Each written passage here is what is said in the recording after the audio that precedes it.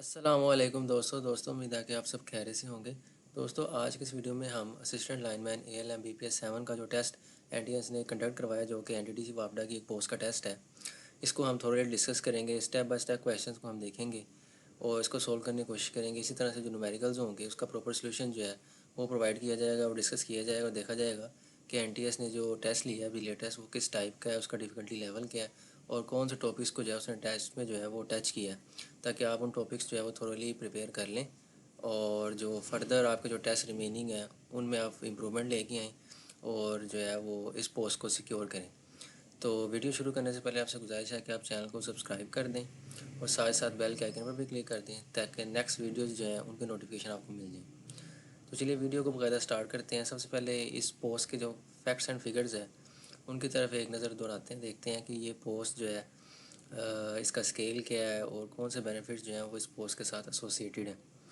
सबसे पहले देखा जाए तो ये एक NTTC वापडा के अंडर एक पोस्ट है असिस्टेंट लाइनमैन, इसे ALM भी कहते हैं और इसका स्केल जो है वो 7 है। प्रॉपर गवर्नमेंट जॉब है ये। इसके साथ साथ आपको दूसरे बेनिफिट्स भी मिलते हैं जिसमें आपको जो है वो इलेक्ट्रिसिटी सप्लाई भी प्रोवाइड की जाती है। इसके साथ साथ हाउस एक्विजिशन और इसकी सैलरी जो है वो भी एक काफ़ी हैंडसम सैलरी है। और सबसे जो इम्पोर्टेंट चीज़ है वो ये है कि ये गवर्नमेंट जॉब है, तो इसको लाजमी सिक्योर करें। ये बहुत अच्छी अपॉर्चुनिटी है। टेस्ट पैटर्न जो था इसका वो 85 मार्क्स का टोटल टेस्ट था, जिसमें से जो 25 मार्क्स हैं वो नॉन टेक्निकल था जिसमें जीके है आपका। इसी तरह से इस्लामियात है, आपकी पाक स्टडीज़ है और करंट अफेयर्स के क्वेश्चंस हैं। जबकि बाकी जो 60 मार्क्स हैं वो इसके टेक्निकल क्वेश्चन हैं और जो कि बेसिक लेवल के क्वेश्चन हैं, इतने डिफ़िकल्ट नहीं हैं।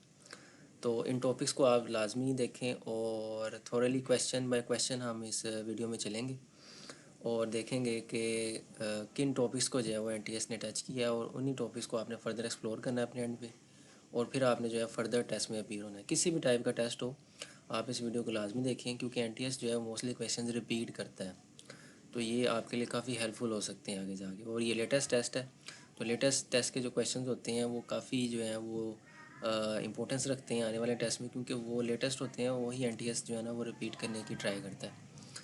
तो चलिए अब वीडियो का बाकायदा आगाज़ करते हैं और जो डिफरेंट क्वेश्चंस हैं टेस्ट के अंदर उनको डिस्कस करते हैं, सोल्व करने की कोशिश करते हैं। सबसे पहला क्वेश्चन जो इसका आया था वो ये है कि in which Hijri holy prophet migrated to Madina, कि वो कौन सी हिजरी थी जिसमें जो है वो मदीना की तरफ जो हिजरत की गई थी।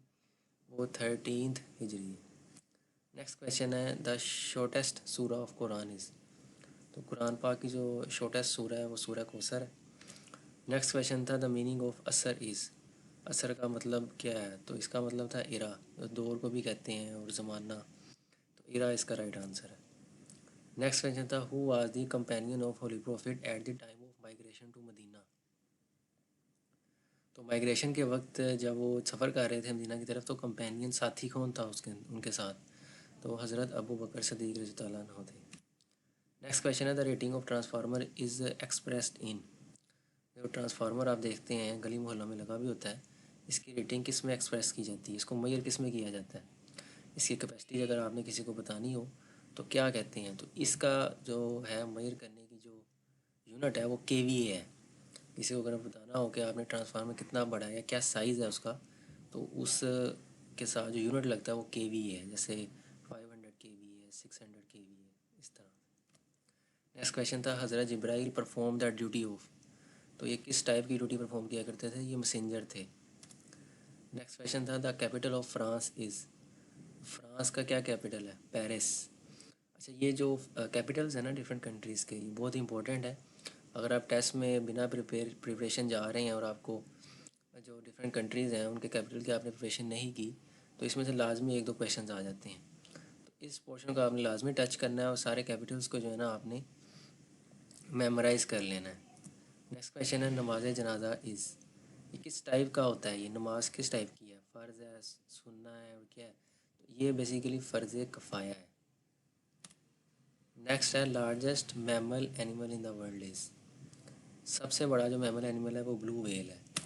नेक्स्ट है tulip is produced in which country, किस कंट्री में जो है वो ट्यूलिप जो है वो प्रोड्यूस होता है, पाया जाता है, ये नैदरलैंड में। नेक्स्ट है the age of holy prophet at the time of migration to Medina, तो इनाग्रेशन के वक्त एज कितनी थी होली प्रॉफिट की? वो 53 ईयर्स थी। नेक्स्ट क्वेश्चन है the currency of Canada is, Canada की जो करेंसी है वो कौन सी है? तो ये बेसिकली कैनेडियन डॉलर्स है। एट द एंड आपसे रिक्वेस्ट है कि अगर आपने अभी तक चैनल को सब्सक्राइब नहीं किया तो अभी सब्सक्राइब करें और साथ ही साथ बेल आइकन पर भी क्लिक कर दें ताकि नेक्स्ट वीडियोज़ जो हैं उनके नोटिफिकेशन आपको मिल दें। तो चलिए मिलते हैं इसी तरह किसी नेक्स्ट वीडियो में, तब तक के लिए अल्लाह हाफिज़। नेक्स्ट क्वेश्चन है the capital of Australia is, Australia का कैपिटल कौन सा है? वो कैम्बरा है। नेक्स्ट क्वेश्चन है the name of which prophet has been discuss most time in Quran Majeed, तो किस पैगम्बर का नाम जो है वो सबसे ज़्यादा है? वो हज़रत मूसा है। नेक्स्ट क्वेश्चन है एतकाफ़ during the month of Ramzan is, Ramzan के महीने में जो एतकाफ़ है वो क्या है? वो सुन्ना है। नेक्स्ट क्वेश्चन है the name of mountain eight which boat of हज़रत नूह स्टॉप्ड, तो कौन सा माउंटेन है? कोहे जुदी है। नेक्स्ट क्वेश्चन है while migration to Medina holy prophet was reciting, जब वो हिजरत कर रहे थे तो कौन सी सूरत जो है वो तिलावत कर रहे थे? वो सूरह यासीन है। नेक्स्ट क्वेश्चन है the title Zabiullah was given to, ये किन को टाइटल दिया गया था? हज़रत इस्माईल अलैहिस्सलाम को। नेक्स्ट क्वेश्चन है the place chosen to sacrifice हज़रत इस्माईल अलैहिस्सलाम, कौन सी जगह थी? मिना। नेक्स्ट क्वेश्चन है how many times mother of हज़रत इस्माईल ran from Safa to Marwa in search of water, तो कितने टाइम्स जो है वो रेन जो उन्होंने चक्कर सफ़ा और मरवा के? 7 times. Where the Taurat was revealed on हज़रत मूसा, तो ये किताब जो है ये कहाँ पर रिवील हुई थी? कोहे तूर पर। नेक्स्ट क्वेश्चन है Vasco D gamma was the native of, कहाँ का ये नेटिव था? पुर्तगाल का। नेक्स्ट क्वेश्चन है Wimbledon is a place connected with, तो ये किससे कनेक्शन है इसका? टेनिस से। नेक्स्ट क्वेश्चन है Indus water treaty was signed by, ये बहुत फेमस क्वेश्चन है, इसको लाजमी आपने मेमोराइज करना है। तो ये सिंध ताश का जो मुआहदा है ये किनके दरमियान में हुआ था? या पाकिस्तान और इंडिया के दरमियान में हुआ था 1960 में, डेट भी आपने याद रखी।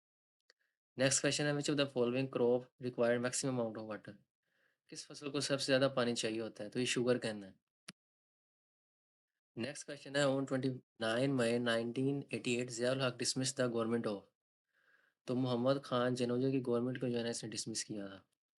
नेक्स्ट क्वेश्चन है Shimla pact was signed in, Shimla pact था ये कब साइन हुआ था? 2 जुलाई 1972 को। नेक्स्ट क्वेश्चन है K two is the dash largest peak in the world, ये सेकंड लार्जेस्ट है। नेक्स्ट क्वेश्चन है ये वर्ड्स हैं the oppressed and suppressed people of the world and in upholding the principles of United Nation charter, ये किसने कहे थे word? 1948 कायद आजम ने कहे थे। नेक्स्ट क्वेश्चन है Alexandria is the sea port of, तो ये इजिप्ट की सी पोर्ट है, इजिप्ट की बंदरगाह है। नेक्स्ट क्वेश्चन है the highest battle ground on earth is, जो हाईएस्ट बैटल ग्राउंड है ऑन अर्थ वो सेचन ग्लेशियर है। नेक्स्ट क्वेश्चन है the youngest mountain range in world is, तो वर्ल्ड की जो यंगेस्ट माउंटेन रेंज है वो हिमालय है। नेक्स्ट क्वेश्चन है in early hours of 6 September India attack with city of Pakistan, तो 6 सितंबर को सबसे पहले किस शहर में हमला किया था इंडिया ने? लाहौर में। नेक्स्ट क्वेश्चन है Raja Dahir was defeated by Mohammad bin Qasim. अब यहाँ से जो है वो टेक्निकल पोर्शन स्टार्ट हो गया, इसमें जो न्यूमेरिकल्स आएंगे उनकी नीचे जो है वो डिस्क्रिप्शन और सारा जो उसकी कैलकुलेशन है वो दी गई हैं। इसको वन बाय वन देखते हैं और फिर डिस्कस करते हैं। पहला क्वेश्चन है if it takes a machine 1/3 of a minute to produce one item, how many items will it produce in 10 minutes, अगर एक मशीन जो है वो एक आइटम बनाने में 1/3 मिनट ले रही है तो अगर 10 मिनट गुजर गए हैं तो कितने आइटम्स बन चुके होंगे? 30 बन चुके होंगे। इसकी कैलकुलेशन करते हैं कि अगर तो ये 1/3 मिनट ले रही है एक आइटम में, तो 1/3 minute is equal to one item, और अगर हमने मिनट निकालने हो तो 3 वहाँ जाके क्या हो जाएगा? मल्टीप्लाई दूसरी साइड पे, और 1 minute is equal to 3 items आ गए। तो 1 मिनट में कितने आइटम्स बन रहे हैं? 3। और 10 मिनट्स में कितने बनेंगे? 10 को सिंपली 3 से मल्टीप्लाई कर देंगे तो 30 आइटम्स बनेंगे।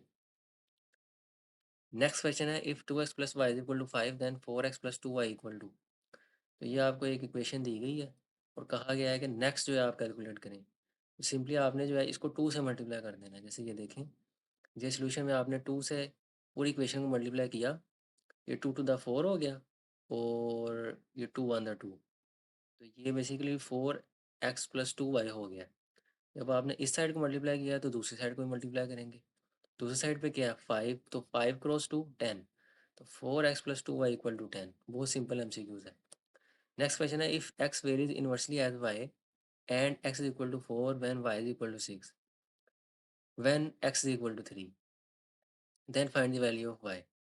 कह रहा है कि x जो है वो इनवर्सली वेरी कर रहा है y से, और जब x 4 होता है तो y 6 आता है, लेकिन जब x 3 है तो फिर y निकाल के दिखाएं। इसका आंसर 8 है। बहुत सिंपल क्वेश्चन है, प्रोपोर्शनैलिटी का एक क्वेश्चन है। एक्स वेरीज इन्वर्सली है, जब इन्वर्स प्रोपोर्शन होता है तो आपके सामने इस तरह का एक्सप्रेशन आता है x y is equal to k, पे के इज कॉन्स्टेंट।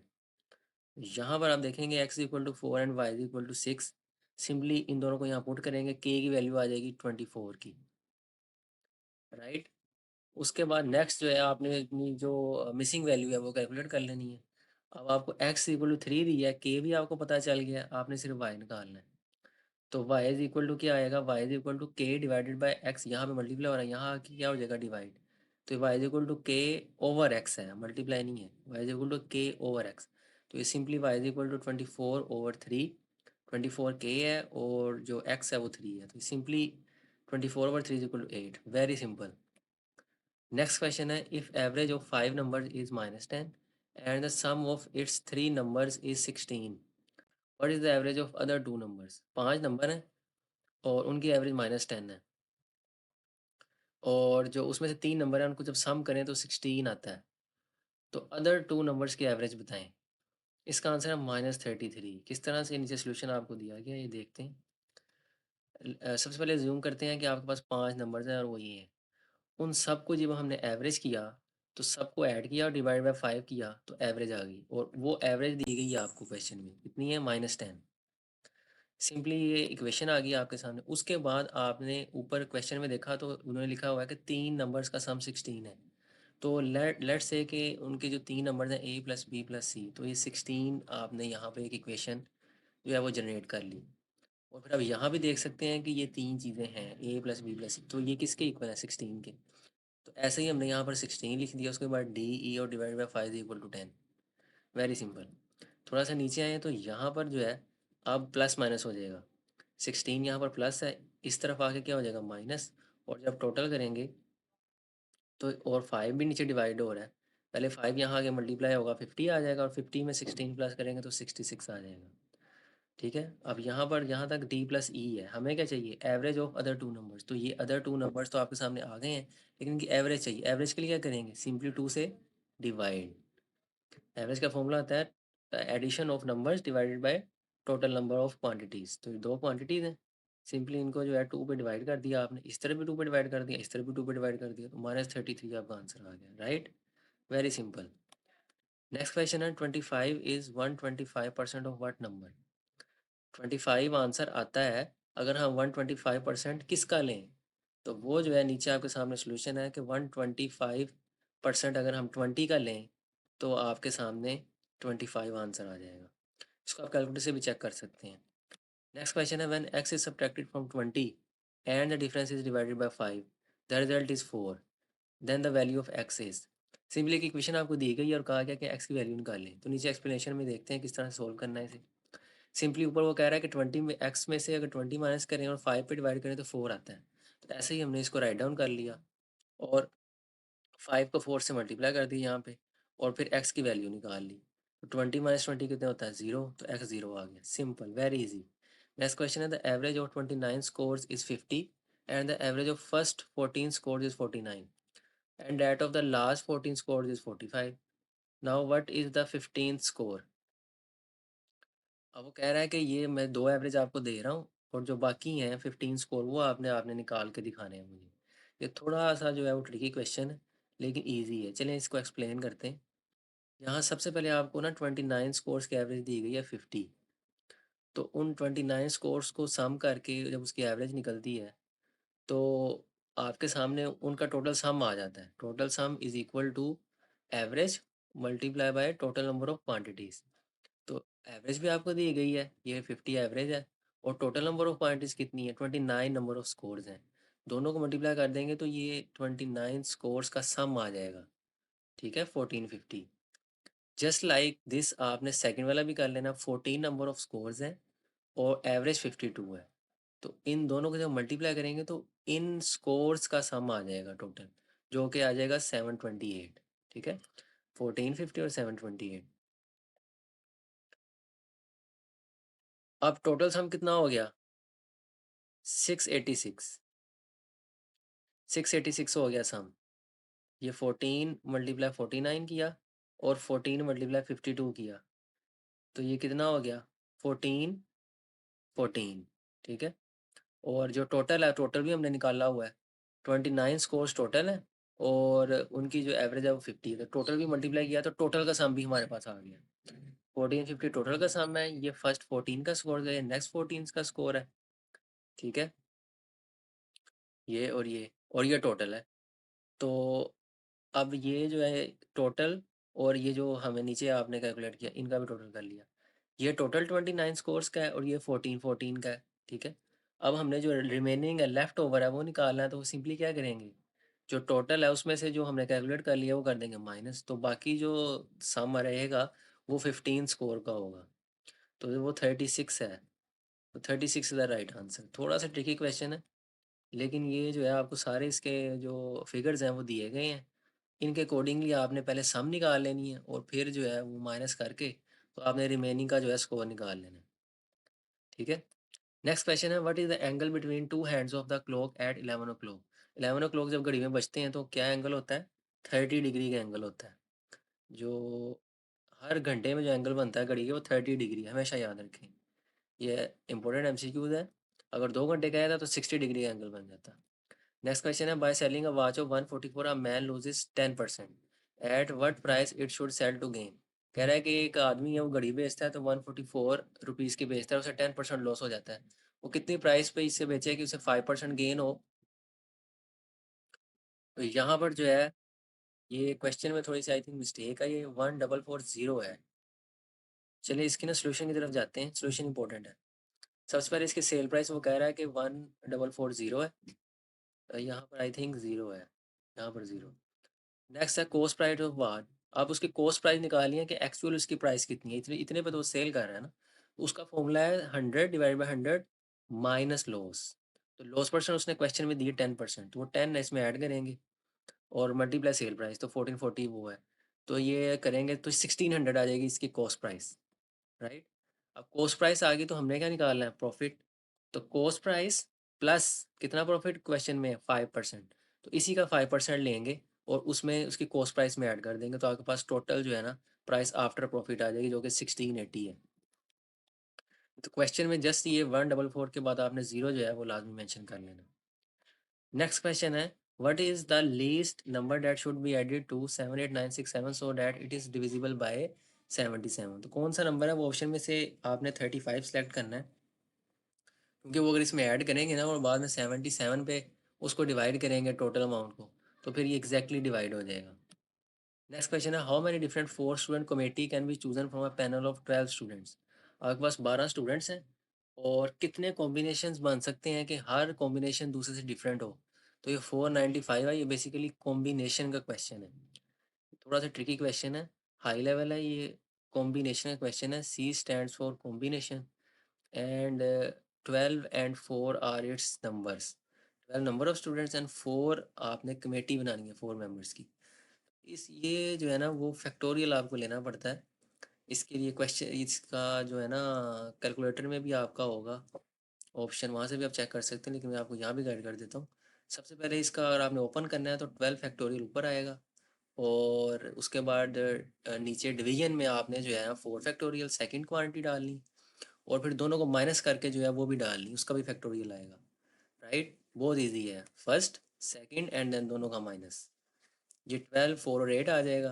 अच्छा, फैक्टोरियल जो है वो सिंपली आपने इसको अगर ओपन करना हो तो इसको रिवर्स में जाते हैं। लाइक अगर आपने 3 का फैक्टोरियल ओपन करना है तो 3 क्रॉस 2 क्रॉस 1 सबको आपस में मल्टीप्लाई कर देना है। जस्ट लाइक 4 4 का करना क्या करेंगे? 4 क्रॉस 3 क्रॉस 2 क्रॉस 1, राइट। तो इस तरह से आपने ये सब ओपन करके मल्टीप्लाई और डिवाइड करके तो आपका 495 आंसर आ जाएगा।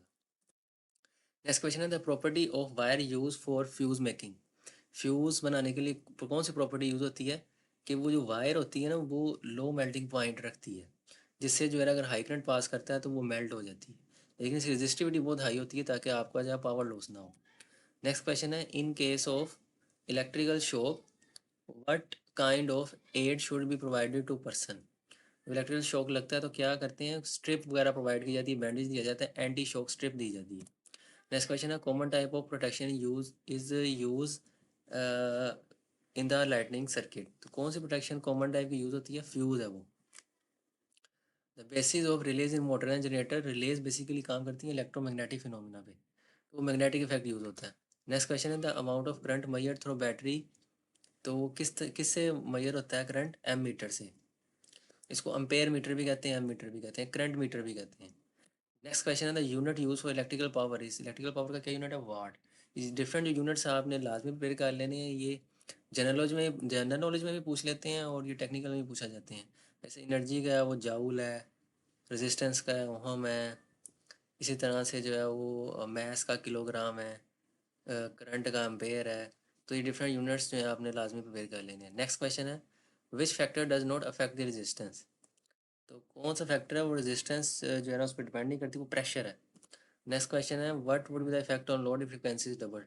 अगर जो है सोर्स या जो आपका वोल्टेज है, वोल्टेज सोर्स जो है उसकी अगर फ्रिक्वेंसी वगैरह में चेंजेस आएंगी अदर देन नॉर्मल फ्रिक्वेंसी ज़्यादा हो जाएगी या कोई अब्रप्शन आएगी, तो चेंजेस आएंगी तो वो लोड की एफिशिएंसी रिड्यूस हो जाएगी, पावर लॉस होगा और लोड जो है ना वो फुल एफिशिएंसी पे ऑपरेट नहीं होगा। नेक्स्ट क्वेश्चन है, in grid connected inverters with storage excess power it use to. जब ग्रिड कनेक्टेड इन्वर्टर्स होते हैं, सोलर सिस्टम होता है, अगर आपने बैटरी साथ लगाई है तो अगर आपकी जो इलेक्ट्रिसिटी कंजप्शन है वो कंप्लीट हो गई है या वो फुल है, आप यूज़ नहीं कर सकते, तो वो फर्दर जो पावर है वो आपकी बैटरीज को चार्ज करेगी, तो चार्ज दी बैटरीज है। नेक्स्ट क्वेश्चन है, total resistance of the circuit is called. Circuit की टोटल रेजिस्टेंस है वो क्या होती है, इक्विवेलेंट रेजिस्टेंस। नेक्स्ट क्वेश्चन है, equipment use for fire safeties. Fire safeties के लिए जो इक्विपमेंट यूज होता है वो क्या है, फायर एक्सटिंक्शर है। नेक्स्ट क्वेश्चन है, the storage battery provides energy from. तो स्टोरेज जो बैटरी है वो कब कैसे एनर्जी उससे प्रोड्यूस होती है, केमिकल रिएक्शंस होते हैं, आयंस होते हैं और वो जो है ना उसमें मूव करते हैं सोल्यूशन के अंदर और फिर जो है एनर्जी प्रोड्यूस होती है और वो कंज्यूम होती है। नेक्स्ट क्वेश्चन है, unit of inductance is. Inductance का यूनिट क्या है, हेनरी। नेक्स्ट क्वेश्चन है, the opposing electromotive force is also known as back electromotive. Next question है, in gasoline vehicle dash is use to prevent arc at the contact. तो क्या use होता है, capacitor और स्पार्क प्लग यूज होता है। Next question है, material that block the flow of electron. कौन सा मटेरियल होता है, ये इंसुलेटर होता है। नेक्स्ट क्वेश्चन है, the materials called conductor if electrons. Material conductor कहलाते हैं अगर electron can move easily, easily move कर सकते हैं। नेक्स्ट क्वेश्चन है, which is use to reduce the current flow and at the same time act to lower voltage level in circuit. Voltage भी काम करती है ये क्वांटिटी और करंट भी। तो रजिस्टर जो है वोल्टेज ड्रॉप का जो है बाइस बनता है, वोल्टेज जो है खर्च कर लेता है और करंट भी जो है ना वो काम करता है। The phenomena shown by material when cooled below critical temperature. Material को हर मटेरियल का एक खास क्रिटिकल टेम्परेचर होता है, अगर उससे बिलो से कूल कर दिया जाए तो वो सुपर कंडक्टर बन जाता है। तो इस फिनोमिना को क्या कहते हैं, सुपर कंडक्टिविटी। नेक्स्ट क्वेश्चन है, for high current flow electrical circuits one need. Electrical circuits में हाई अगर आपने करंट फ्लो करना है तो क्या चाहिए, a very good conductor. As the value of A W G increases the thickness of wire. A W G की जो वैल्यू है वो अगर इंक्रीज कर रही है तो जो एक्चुअल थिकनेस ऑफ वायर क्या है वो डिक्रीज हो जाएगी। ये ए डब्ल्यू जी क्या चीज़ है, ये अमेरिकन वायर गेज है, electrical cable. The A W G stand for American wire gauge. ये बेसिकली थिकनेस ऑफ वायर को जो है ना मेजर करने की है। नेक्स्ट है, the rate at which energy is supplied और कन्वर्टेड बाय सर्किट। तो रेट ऑफ एनर्जी क्या होता है, पावर। ये डेफिनेशन है सिंपल।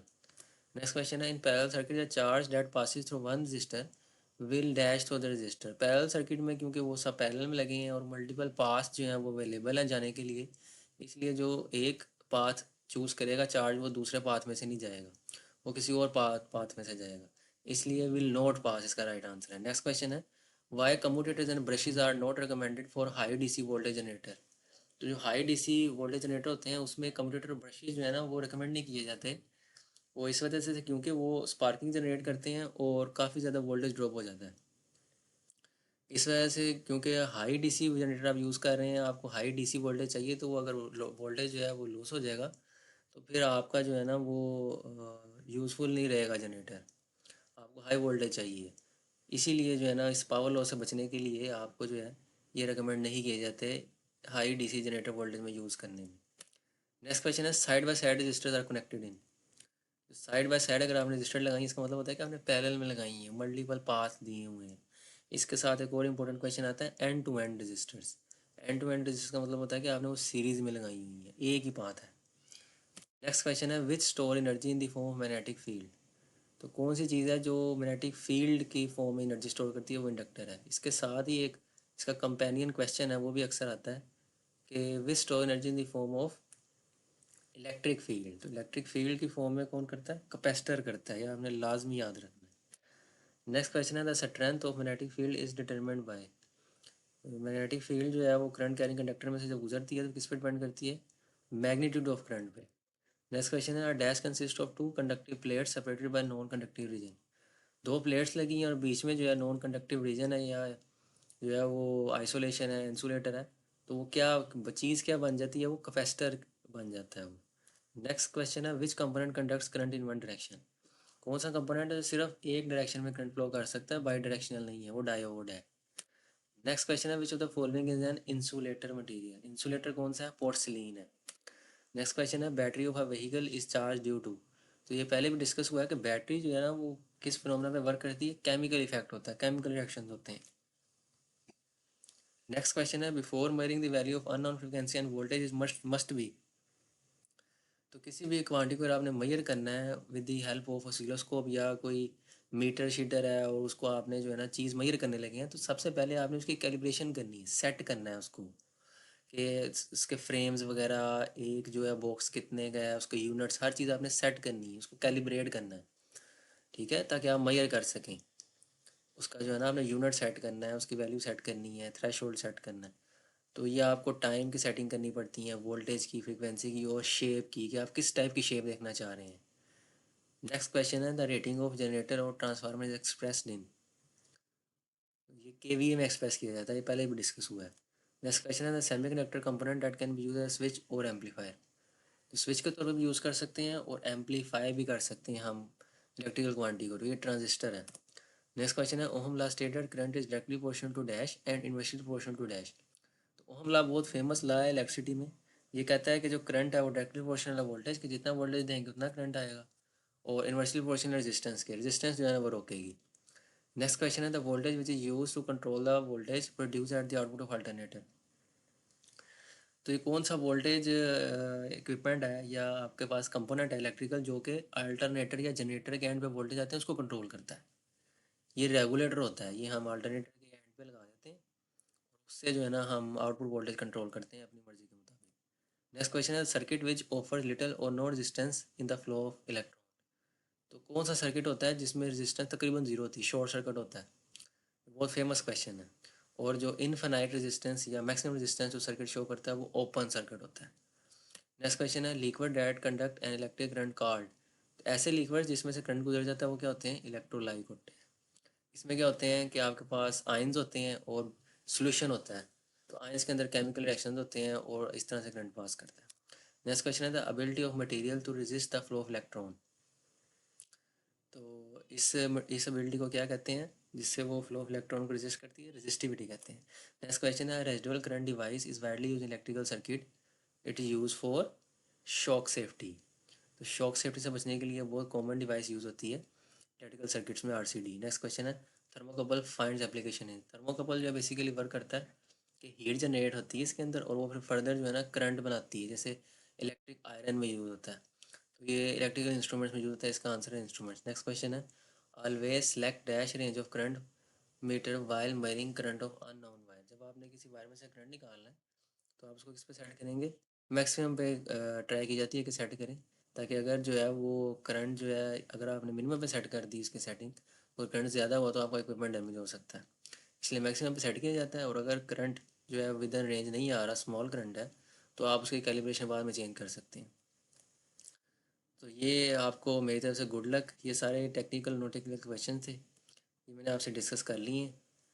और थोरली हमने देख लिया कि एनटीएस ने जो है किस टाइप के क्वेश्चन जो है पूछे हैं और किन किन टॉपिक्स को है टच किया है। और नॉन टेक्निकल साइड में वो किस टाइप के क्वेश्चन पूछ रहे हैं और किस पोर्शन में जो है ना उन्होंने डिफ़िकल्टी शो की है। थोड़े से मैथ्स के क्वेश्चन जो हैं वो ट्रिकी हैं, अदरवाइज़ बाकी तो जनरल पार्ट है और मोस्टली लेक्चर से रिलेटेड क्वेश्चन है, लेकिन ये बहुत इंपॉर्टेंट क्वेश्चन है, एनटीएस रिपीट कर सकता है।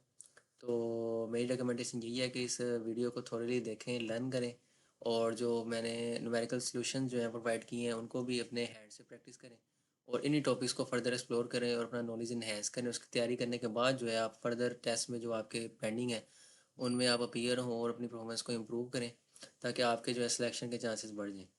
तो ये थी दोस्तों आज की वीडियो। इसकी वीडियो के हवाले से अगर आपको कोई क्वेश्चन है, क्यूरी है, कोई बात आपको समझ नहीं आई, किसी न्यूमेरिकल प्रॉब्लम में कोई इशू है, तो आप कमेंट बॉक्स में मेंशन करके हमसे पूछ सकते हैं, मैं आपको गाइड कर दूंगा।